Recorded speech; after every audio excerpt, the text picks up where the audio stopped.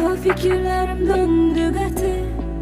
Mən tərsə dönəm bir çətir. Nəfəs alan bir daş kimiyəm. Bunun ölümlə fərqi nədir?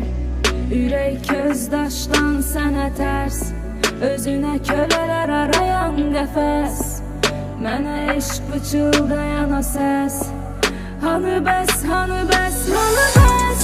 Mən özümü gecələrə sevgili sanmış, ümitsiz yaralanmış, ürəyi köz kimi yanmış.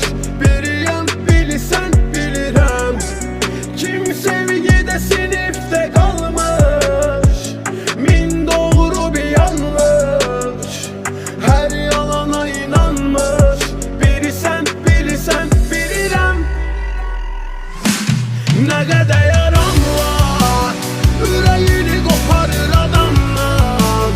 Ona görə sərxoş adamlar İçərək hər şey, bir ümid axtarar eşq ilə hər şeyə. Amma sən gəl olmaz yaramda, üzümə gülümsə yalandan.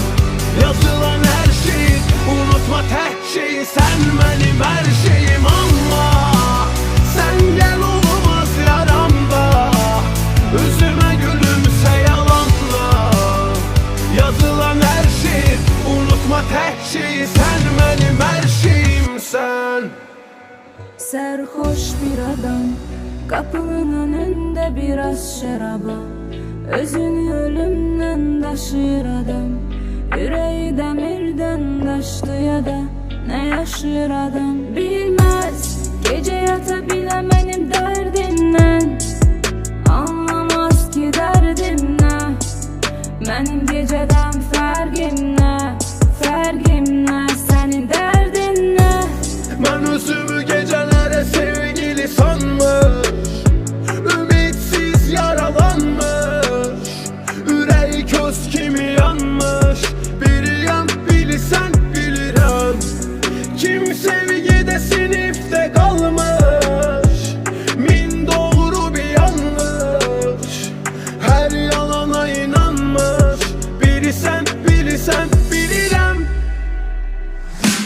Nə qədər yaram var, ürəyini qoparır adamlar. Ona görə sərxoş adamlar İçərək hər şey, bir ümid axtarar eşq ilə hər şeyə. Amma sən gəl olmaz yaramda, üzümə gülümsə yalandan. Yazılan hər şeyi unutma, tək şeyi sən mənim hər şeyim. Amma sən gəl olmaz yaramda, üzümə gülümsə yalandan. Yazılan hər şeyi unutma, tək şeyi sən mənim hər şeyimsən.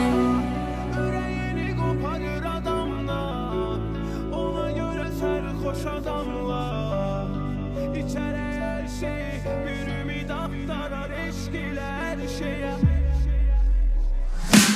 Nə qədər